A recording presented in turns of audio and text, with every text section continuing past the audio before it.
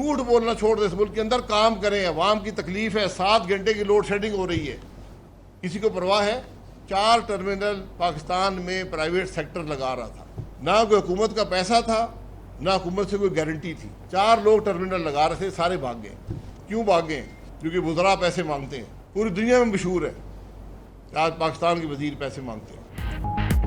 Furnace oil کے جہاز پر 1 ارب روپے کرپشن کی جاتی ہے. سابق وزیراعظم شاہد خاقان عباسی کا کہنا ہے, میں وزیر رہا ہوں, جانتا ہوں کون کس کو پیسے دے رہا ہے.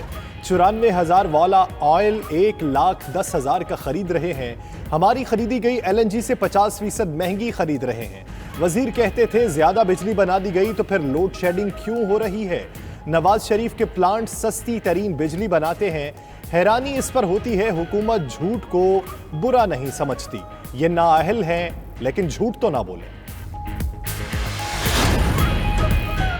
تربیلا ڈیم میں پیداوار کم ہونے پر شارٹ فال ہوا. پیر تک بجلی اور گیس کی صورتحال بہتر ہو جائے گی. وفاقی وزیر حماد اظہر کا کہنا ہے LNG جہاز سے منتقل کی جا رہی ہے. ہم نے پاور پلانٹس کو فرنس آئل پر نہیں چلایا. کچھ لوگوں نے لوڈ شیڈنگ پر سیاست کرنے کی کوشش کی. ان کے اپنے دور میں 12 گھنٹے بجلی جاتی رہی.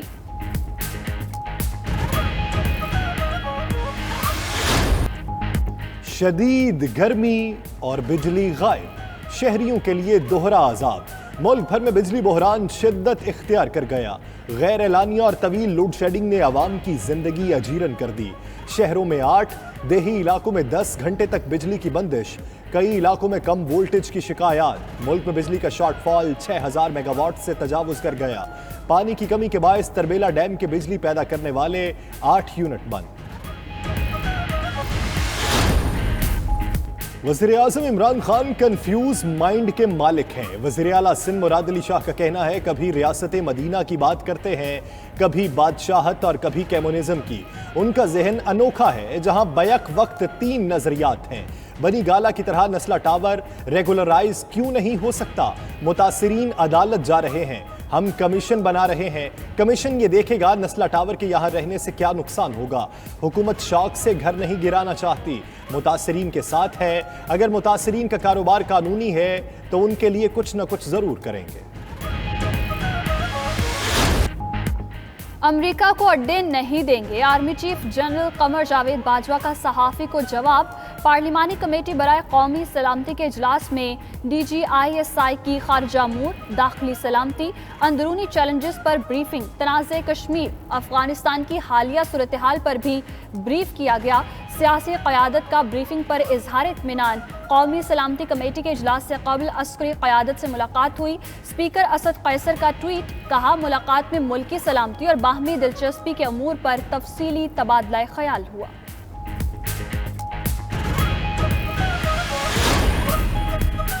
فواد چودھری جھوٹ بول رہے ہیں. شہباز شریف کیسے منع کرتے؟ میٹنگ اسپیکر نے بلائی تھی.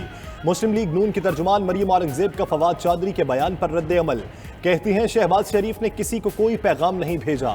فواد چودھری کے پاس کوئی سرکاری دستاویز ہے جس میں شہباز شریف نے منع کیا ہو؟ شہباز شریف یا شہباز شریف کے دفتر کی کوئی سرکاری خط و کتابت ہے تو دکھائیں. کیا عمران خان کورونا کی نیشنل پارلیمانی میٹنگ سے شہباز شریف کے کہنے پہ چلے گئے تھے؟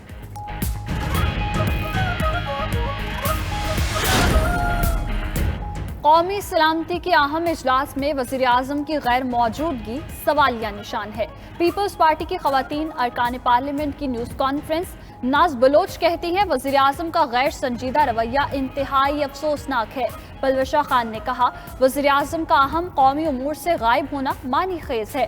کارخانوں کے بجائے لنگر خانوں سے ملک نہیں چلتا.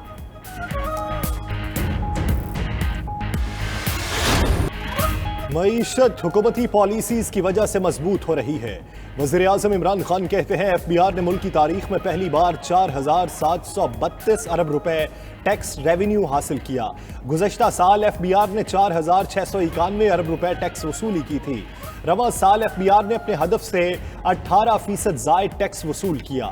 وزیر اعظم کی FBR کو مبارکباد.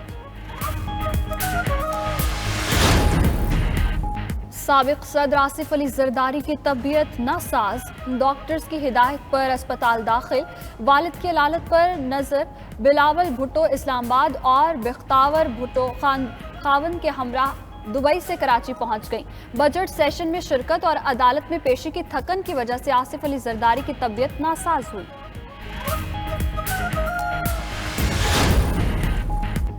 بلاول صاحب آزاد کشمیر کو لاڑکانہ نہ بنائیں، لاڑکانہ کو بدلیں۔ وفاقی وزیر مراد سعید نے آزاد کشمیر میں جلسے سے خطاب کرتے ہوئے کہا، آزاد کشمیر کے عوام اب ان کے جھانسے میں نہیں آئیں گے۔ وفاقی وزیر علی امین گنڈا پور کا کہنا ہے، زرداری اور نواز شریف نے ملک کا خزانہ لوٹا، ملک کو لوٹنے والے بے نقاب ہو چکے۔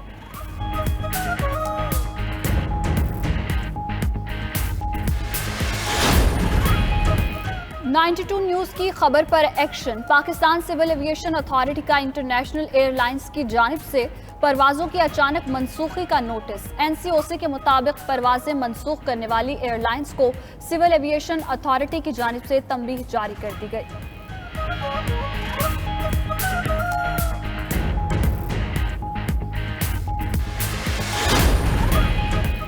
سپریم کورٹ نے مسعود الرحمان کے خلاف توہین عدالت از خود نوٹس پر معافی کی درخواست مسترد کر دی۔ آئندہ سماعت پر فرد جرم عائد کرنے کا فیصلہ۔ جسٹس اعجاز الاحسن نے ریمارکس دیے، آپ کہہ رہے تھے عدالت بلائے تو اوقات یاد دلاؤں گا، عدالت نے بلا لیا ہے، اب ہمیں اوقات دکھائیں۔ مسعود الرحمان نے کہا، غریب آدمی ہوں، عدالت سے معذرت کرتا ہوں، 2 بیویاں اور 7 بچے ہیں، اکیلا کمانے والا ہوں۔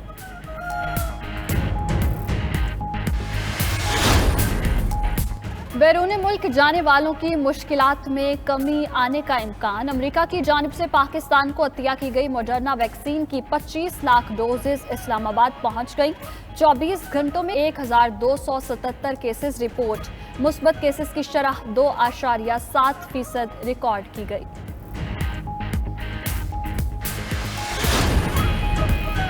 سعودی عرب میں پاکستانی سفیر لیفٹیننٹ جنرل ریٹائرڈ بلال اکبر کا پاکستانی کمیونٹی سے آن لائن سیشن۔ بلال اکبر کی پاکستانی کمیونٹی کے مسائل کے حل کی یقین دہانی، کہا امید ہے حج کے بعد سعودی عرب میں چائنا ویکسین کی اجازت مل جائے گی۔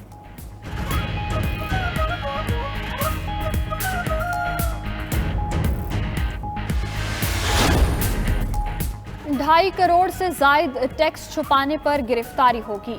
FBR کو خصوصی اختیار مل گیا، آرڈیننس آئندہ ہفتے جاری ہونے کا امکان۔ دستاویزات کے مطابق آرڈیننس میں گرفتاری، مقدمہ دائر کرنے اور پیروی کرنے کا اختیار FBR کو مل جائے گا۔ سزاؤں میں پینلٹی، سرچارج اور قید کے ساتھ ٹیکس جمع کرانے شامل ہوں گے۔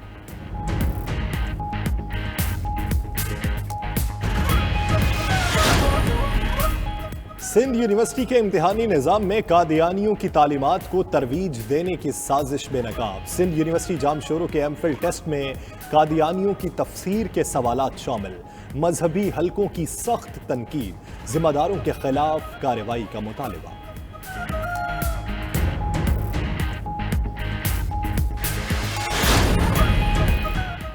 سندھ ہائی کورٹ نے ٹک ٹاک پر پابندی کا فیصلہ واپس لے لیا۔ عدالت کا PTA کو ٹک ٹاک سے متعلق درخواستیں جلد نمٹانے کا حکم۔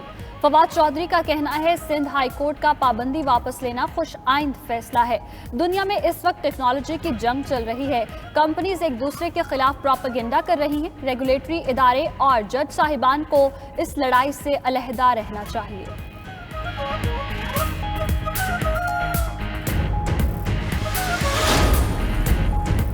اور کھلاڑیوں کے لیے یکساں میچ فیس مقرر، ماہوار آمدنی میں 25% اضافہ۔ PCB نے سینٹرل کانٹریکٹ کا اعلان کر دیا۔